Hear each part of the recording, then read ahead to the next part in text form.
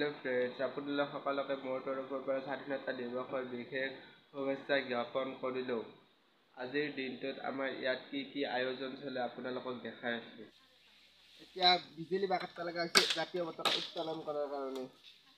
আপোনালোকে লাষ্টত সেইটো হা, মই লংগি পিন্ধি আছোঁ। আমাৰ জাতীয় পতাকা খান লগালো আৰু এইটো মই এতিয়া গা চা ধুই ৰেডি হলো।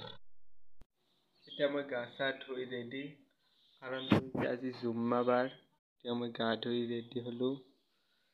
এতিয়া অলপমান ৰাস্তাৰ পৰা ফুৰি আহোঁ। এতিয়া মই ৰাস্তাৰ ফালে ওলাই আহিলোঁ। চাওঁচোন কিমান বতাহ দিছে, দেখাই নাযায় একো। মই কিজানি এতিয়া ঘৰতে যাব লাগিব।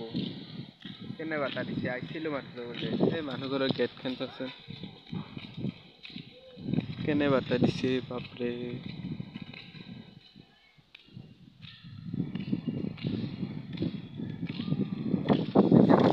ঘৰতে যাওঁ দে, নহ'লে বৰষুণত ভিজবা লাগিব।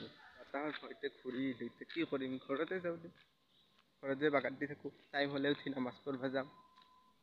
ভাবছিলোঁ অলপমান টোপনি মাৰিম বুলি, ক'তনো টোপনি মাৰিবি, দোকানতে যাব লগা হ'ল।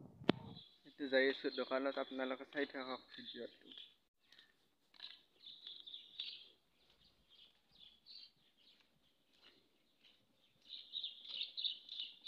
এতিয়া দোকানৰ পৰা আহিলোঁ, আনিলোঁ ডিমা দুপৰীয়াৰ কাৰণে। এতিয়া ঘৰত যাই কিন্তু লগ পাই আছোঁ। দোকানৰ পৰা আহিলোঁ, এতিয়া অলপ ৰেষ্ট লৈ কিন্তু নামাজ পঢ়িব যাম। নামাজ পঢ়ি আহি কিন্তু আৰু লগ পাই আছোঁ। এতিয়া মই নামাজ পঢ়ি আহিলোঁ। কাকা আৰু আব্বা আহি পেলাই ভাত খাম। ভাত চাত খাই কিনে আমাৰ ফুটবল খেলা আছে 15 আগষ্টৰ কাৰণে। লগ পাই আছোঁ ভাত চাত খাই আপোনাক। দুপৰীয়া খাই দি উঠি শ্বৰ্ট ল'ব পাহৰি গ'লোঁ। এতিয়া যাম আমি ফুটবল খেলা চাব, তাত যাই কিন্তু লগ পাই আছোঁ।